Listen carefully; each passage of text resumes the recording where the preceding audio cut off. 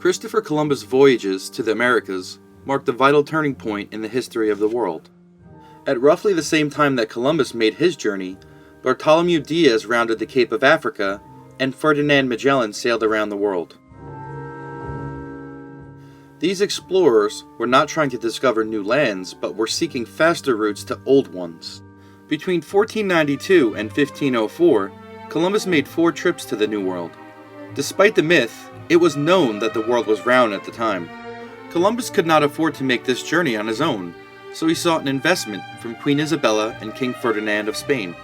Columbus also demanded that he be named Governor General of all the lands that he found, and get to keep 1/10 of all the income procured during his trip, agreeing to give the rest to the monarchy.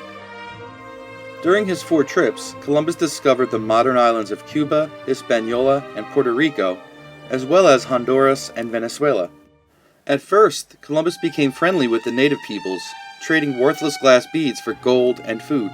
The harmonious relations with the natives did not last, however. Upon returning on his second voyage, he discovered that the 39 sailors that he had left behind had been killed.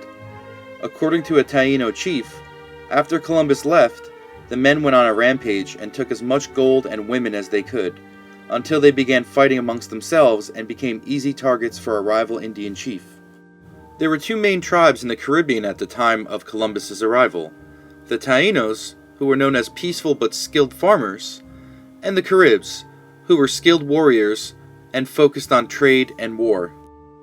As the Spanish were a martial culture, they clashed with the Caribs and formed an alliance with the Taínos.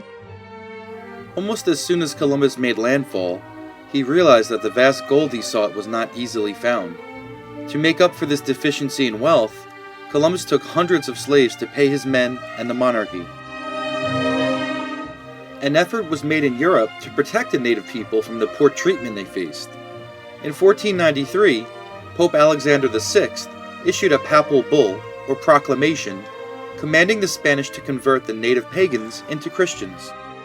At the same time, the Treaty of Tordesillas of 1494 was signed, effectively dividing the Americas between the Spanish and Portuguese. Queen Isabella also took a particular interest in native peoples, demanding that they be christened and convinced to create a European-like civilization. Humane treatment would be dependent on the natives' willingness to abandon their religion and customs. Despite Isabella's insistence that friendly natives not be enslaved, many Spaniards found ways to circumvent the restriction. They developed the encomienda system, which compelled local natives to work for the Europeans on a plantation. Often, their treatment was harsh, and they were subject to overwork and abuse. To provide the legal basis for the enslavement of hostile Indians, the Spanish crown issued the requerimiento, or the requirement. This document was to be read aloud to the natives and stated that if they accepted the authority of Christianity, the Pope, and the monarchs of Spain, the conquistadors would leave them alone. Each conquistador was required to carry a copy of the document with him at all times. The conquistadors found a loophole to this practice by reading the document from a distance or mumbling the letter in Spanish so the natives could not understand it. Overall, it is clear that the Spanish mistreated the Indian population of the Caribbean. They found any excuse to subject these peoples to tyranny, slavery, rape, theft, and murder. Despite attempts by the church and the monarchy to protect the Indians, they were simply too far away to truly help them.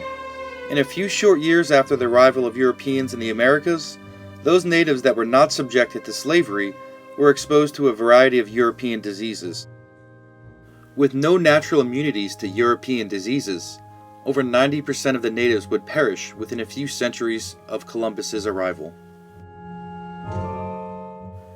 Thank you very much for watching. This has been a Mr. Kaz production.